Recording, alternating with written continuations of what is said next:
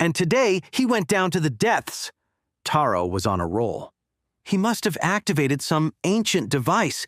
The mine must be glowing right now, about to explode. Liu arrived just in time to hear the last part. What's going to explode? The mine! Taro grabbed Liu by the shoulders. Ren accidentally filled it with strange fungi. Soon we'll have giant mutant worms emerging everywhere. The worms are already quite big on their own, Ren murmured. Bigger, Taro insisted, with tentacles and light rays. Min tried to contain his laughter. Light rays? It's the only explanation. Taro began walking in circles.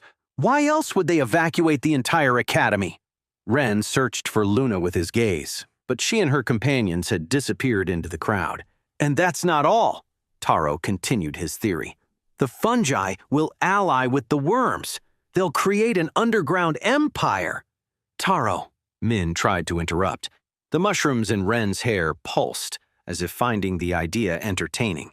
See? Taro pointed at the mushrooms. They're communicating, planning their revolution. If beasts were going to start a revolution, Min said thoughtfully, don't you think mushrooms and worms, such weak beasts, would be the last ones to do it? Liu pinched the bridge of his nose. How did we get to this? Taro, you don't need to invent ridiculous things to avoid telling them about the hydra because Lin already knows. And I didn't do anything to make them shelter us. Also, that's not what I meant by lying. But if it makes you feel better, Ren smiled, when the fungi take control, I'll name you Minister of Conspiracy Theories. Taro laughed, raising his fist triumphantly. Luna observed the crowd from an elevated corner of the shelter. A gold-rank Yino agent, here in Yano territory. The news transmitted through her handmaidens had left the group of cousins unsettled. Her eyes moved among the students, evaluating as she wondered if they had been discovered. Her position at the academy was delicate. Direct niece of the king, but pretending to be just another noble. Several meters away, Princess Larissa pretended to be absorbed in a book. Her handmaidens and other cousins surrounded her, maintaining the image of a young noble studying even during a crisis. But her mind worked furiously. Larissa thought of the underground labyrinth while turning a page she wasn't reading. The tunnels between Yino and Yano were an intricate system of passages and beasts. To enter from the other kingdom unseen, they would have to start very deep, gold or platinum rank depth. It was supposed to be impossible to navigate there without a precise map. And the maps were jealously guarded. Leora stayed close to Larissa while talking with a group of students. Her thoughts, however, were far from her current task. It was a gold-rank resource, she calculated while smiling at the students. Yino wouldn't waste such a valuable asset on a simple mission. Agents of that level were scarce, precious. Sending one so deep into enemy territory. Luna noticed a subtle signal from one of her handmaidens. Her eyes moved briefly toward Larissa, who had received a similar signal from her own group. Leora, without turning, moved a finger in a practiced pattern. Luna returned to her thoughts, wondering what they were searching for. The agent had been in the depths, fighting a hydra.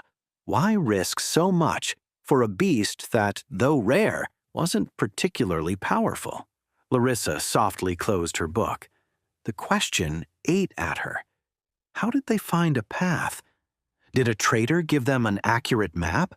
The tunnels changed constantly. Beasts altered routes, new passages formed while others collapsed.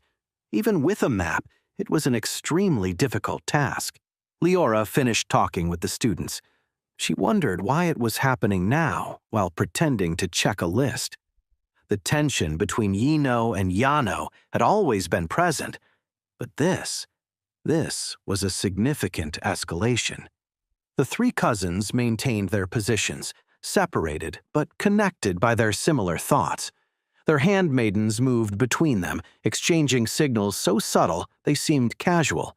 A book changed hands, a handkerchief folded in a certain way, a brooch adjusted in a specific pattern. None looked directly at the others.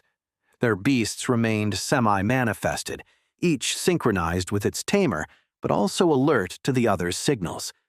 Luna's shadow wolf, Larissa's will-o'-the-wisp spirit, and Leora's mineral light fairy, all part of the silent communication network they had perfected. The final question resonated in all three minds, though none expressed it. What if the real target wasn't the hydra at all? Director Ignatius waited hidden in the trees facing the mine entrance, his royal phoenix manifesting a golden aura that made each strand of his white hair shimmer with power. The bronze rank guards maintained their encirclement at a greater distance. Their earth beasts would be useful for blocking retreat or providing support, but in direct combat against a gold rank Tamer, they would be little more than a hindrance. The supervisor, his ice penguin partially manifested, positioned himself hidden on the other side of the entrance.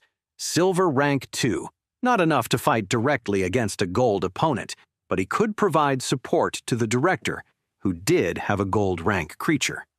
A presence moved inside the cave. The director sensed it immediately. Gold rank power was unmistakable, impossible to completely conceal. In Yino, where platinum rank was non-existent, that meant someone near the top of their hierarchy, which made their presence here very problematic. His fingers tensed as he prepared an attack. The Phoenix concentrated power in his hands, and the temperature around the director began to rise, but the presence stopped. Detected the trap, thought the director as he felt the intruder cautiously retreat. The tension in the air was almost palpable. Following them inside would be a terrible idea. Without a tamer of similar rank specialized in underground combat, the terrain advantages would be too great. Better to wait. To confront them, he had to let them come out into open terrain.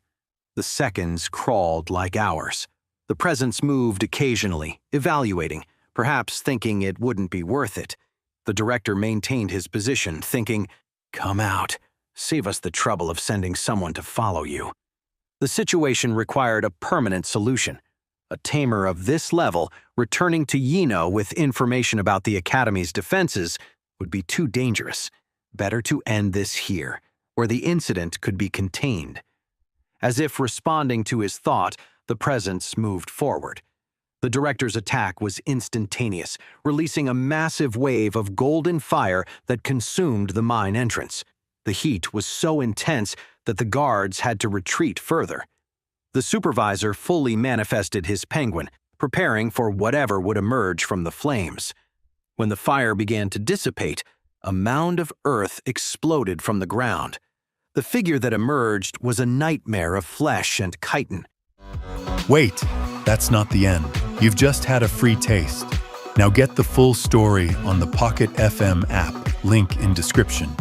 Check out our next video and playlist, and don't forget to like, share, and subscribe.